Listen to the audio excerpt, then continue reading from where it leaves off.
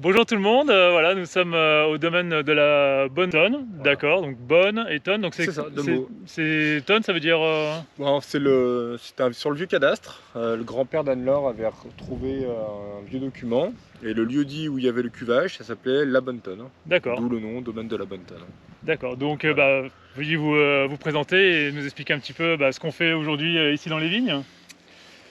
Donc, Alors, du coup, Thomas, ici présent, et moi, Anne-Laure, voilà, enchanté. Anne-Laure. On a repris le domaine de mes parents, en fait, le 1er janvier 2020 officiellement. D'accord. Mais en fait, on l'a repris un petit peu avant parce qu'on a fait nos premières vinifs plutôt en 2019. Voilà, et donc notre envie, c'était de continuer en fait à la suite de mes parents en bio et en biodynamie, la culture de la vigne. Voilà. Donc on est sur l'appellation Morgon. Voilà, tout à fait. Et là, on est exactement sur la côte du Py. Là, on est sur la côte du Py, voilà. D'accord, Donc, joli mamelon. Et c'est combien d'hectares, côte du Py? on ne sait pas exact, enfin, c'est 300, 350 peut-être. Ouais, je dirais. Après, peut-être un peu plus vraiment Parce dans que les c'est bas. étendu. C'est assez étendu, ça descend bas jusqu'au bois de Pizet, donc peut-être un peu plus. Peut-être Donc 400 Morgon, hectares. c'est quoi au total? 1100 hectares. Je dirais 250 hectares de côte du Py et il y a 6 climats. Ça fait à peu près 200 hectares par climat, quoi. Quelque chose comme ça. D'accord. Donc bon, Morgon est connu pour avoir un terroir un peu particulier. On parle de roches pourries. Oui. Donc c'est quoi exactement Alors, il faudrait qu'on montre si on trouve. Bien sûr. On est sur des schistes un petit peu là. Là, on est sur du schiste. D'accord. Voilà, ça c'est de la Ça fait roche, un peu roche pourrie qui est très chaude en fait. Voilà, Ouais. qui restitue un peu la chaleur de la journée et la nuit. Et ce qui donne un peu des vins sur la minéralité et c'est des vins de garde où il faut prendre le temps. Enfin, vin de garde ou pas, hein, tout dépend comment on vinifie, mais c'est des vins où on peut prendre le temps de les boire quand c'est cuvé. Ça fait que quand on fait cuver un petit peu longtemps ou quand on vinifie d'une manière qu'on extrait un petit peu plus. Voilà. C'est des vins qui peuvent se garder, mais on peut aussi faire des vins sur le fruit pour les boire plus rapidement. Alors ça dépend vraiment des millésimes et du choix du vigneron. Mais c'est un très beau terroir. Là, on est sur la colline qui est la face plein sud, donc la mi-coteau de la côte du Py. Voilà, c'est de la vigne qui a 65 ans de moyenne. Il y a une partie en bas qui a 75 et celle-ci qui a 52. Okay, I just want to show you something interesting between organic and conventional method. Here you can see the soil is very much, you can see it's not compacted. It's rich.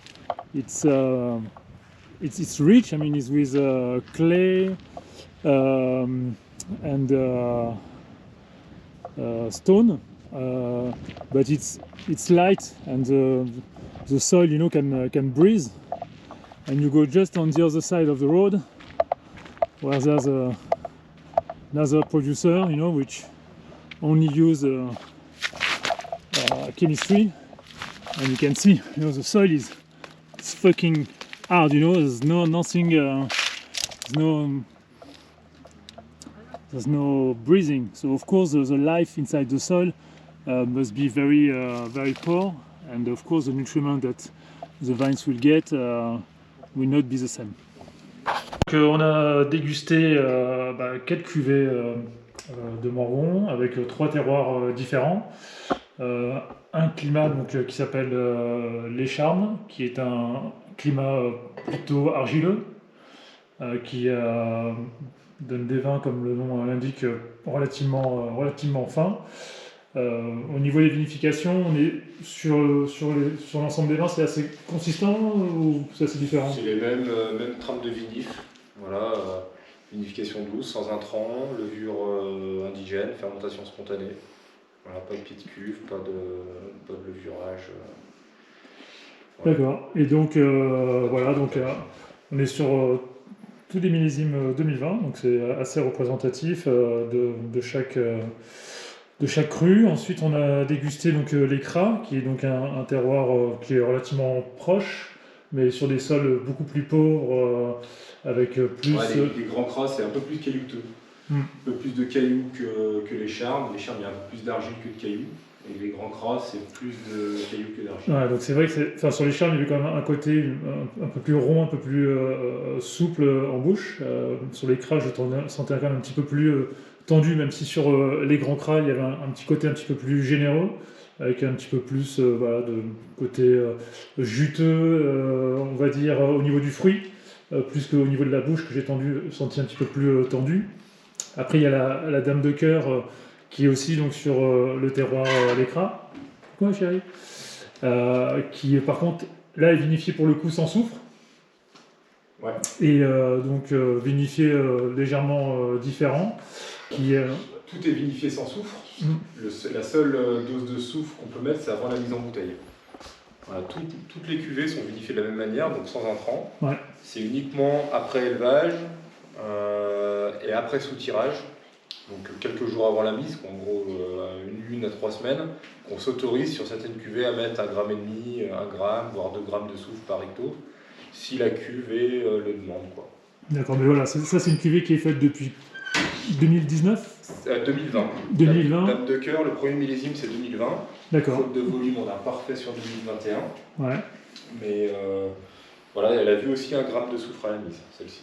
Voilà. D'accord. La seule cuvée où on fait sans soufre, c'est Régnier cuvée claire, sur une parcelle, voilà, de... Et comme on expliquait, c'est que c'est quasiment les dernières vignes qui sont rentrées, celles-ci, en tout cas sur les cras. Les grands cras, non, c'est les vignes les plus anciennes du terroir des grands cras.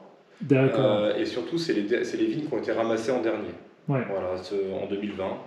Et bizarrement, c'est comparé au Grand Cras, il y a un côté un petit peu plus tendu, enfin moins peut-être généreux, avec des degrés alcooliques légèrement plus faibles et plus de tension. Donc quoi, ça serait plutôt dû au fait que ce soit des vieilles vignes Oui, le rendement était peut-être un peu plus faible sur ces 2 vignes-là que tu as ramassées à la fin. C'était un peu plus bas en degré, ouais. Ça fait 13,5, alors que les grands cras font 14. Et en acidité, on est un poil plus haut. Ouais. Le pH est un peu plus bas, donc ça fait des vins peut-être un peu plus tendus. Ouais. Ouais. Et pour finir, voilà, le Côte du Py 2020, qui est un vin, j'ai envie de dire, qui au nez était à ce moment un petit peu fermé. On a eu de la chance parce que je crois que c'était la Dame de Cœur qui était ouverte depuis la veille. Donc ça, pour le coup, c'était vraiment très ouvert, enfin voilà, c'était immédiat. On sentait que le vin avait été mis en bouteille au mois de septembre l'année dernière. Donc vraiment, voilà, le vin est arrivé prêt à boire, même si ce sont des vins qui ont un potentiel de garde. Donc Côte du Py, le nez est toujours fermé, j'ai envie de dire. Par contre, voilà, j'ai trouvé qu'en bouche, c'était beaucoup plus puissant, beaucoup plus démonstratif. Enfin, il y a une attaque tout de suite qui est très, très rond, très, j'ai envie de dire douce. Enfin, il y a limite un côté tendre, en fait, presque de sucrosité, mais en fait, le vin est complètement sec. Et après, derrière, il y a tout de suite... comme s'il y avait un riff de guitare qui partait derrière et qui en fait faisait vraiment vibrer le vin et lui ramener toute sa fraîcheur, toute son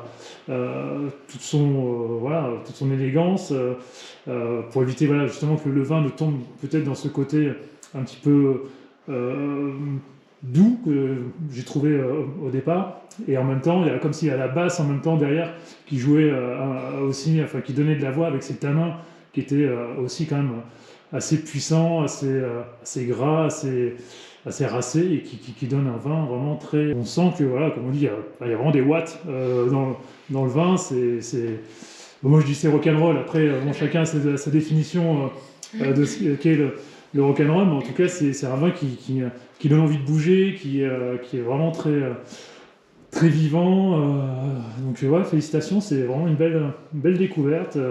Bon, il y a d'autres vins qu'on a dégustés aujourd'hui et qui étaient aussi très beaux, notamment le Beaujolais blanc, qui est fait donc sur un terroir donc spécialement pour les blancs, j'imagine. Ouais, Oui. c'est une parcelle très lumineuse. Ouais.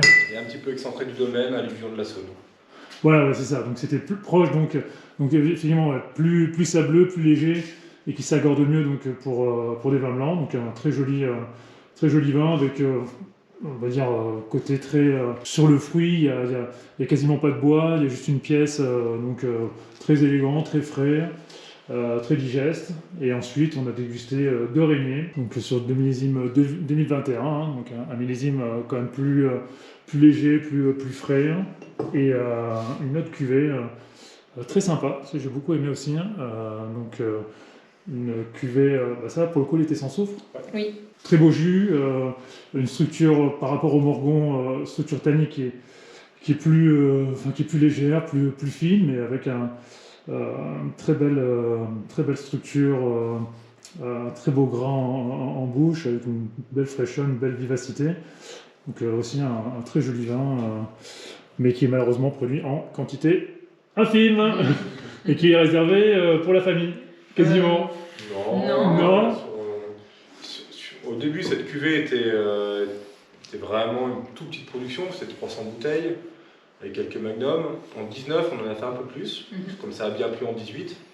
Donc là, on a ouvert un petit peu plus les portes à des restaurateurs, mais c'est des gens, voilà, c'est des tables déjà qui ont des sensibilités pour le vin nature, qui sont prêts à servir un vin comme ça, qui réduit un petit peu l'ouverture et puis qui s'épanouit après au bout d'une demi-heure, 45 minutes d'ouverture. Ouais.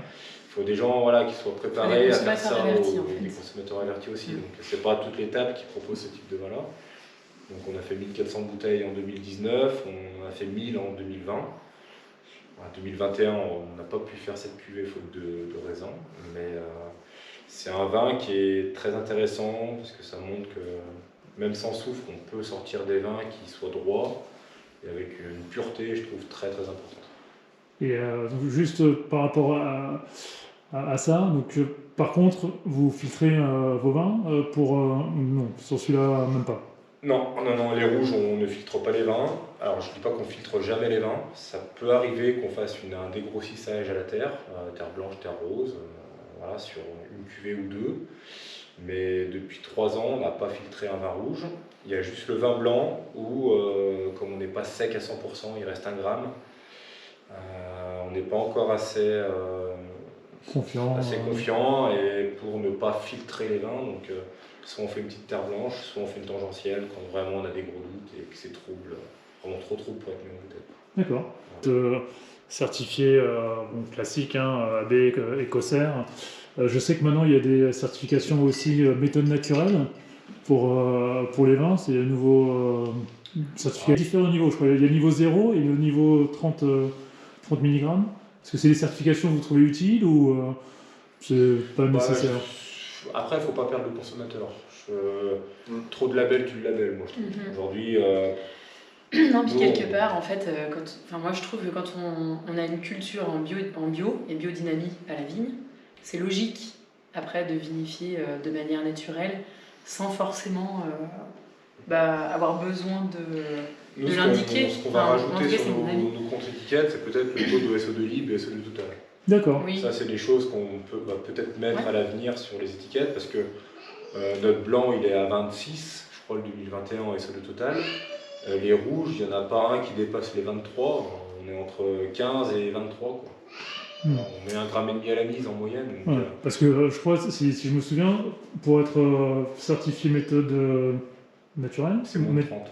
C'est moins de 30. Ouais. Donc vous pourriez, si vous le souhaitiez. Oui, on pourrait, mais après, c'est vrai que ça fait beaucoup de labels. C'est beaucoup de labels, donc autant le marquer éventuellement à l'avenir sur la contre-étiquette. Mais on respecte ceux qui vont vers ce label-là, hein, parce que c'est aussi une démarche pour dire voilà ce qu'il y a dans notre bouteille, il y a moins de 30 mg. Mais moi je pense qu'un label, puis un autre label, non. Et si on devrait avoir un label supplémentaire, je trouve, pour moi, ce serait plutôt un label en biodynamie en fait. D'accord. Voilà. Donc soit Déméter, soit Biodivin, en l'occurrence. Biodivin, on essaye de. Ouais, on aimerait Biodivin. D'accord. Voilà. Ok. Bon, en tout cas, merci beaucoup. Très belle dégustation et visite des vignobles. On est ravis de vous rencontrer et on espère avoir l'occasion de vous revoir et de travailler ensemble.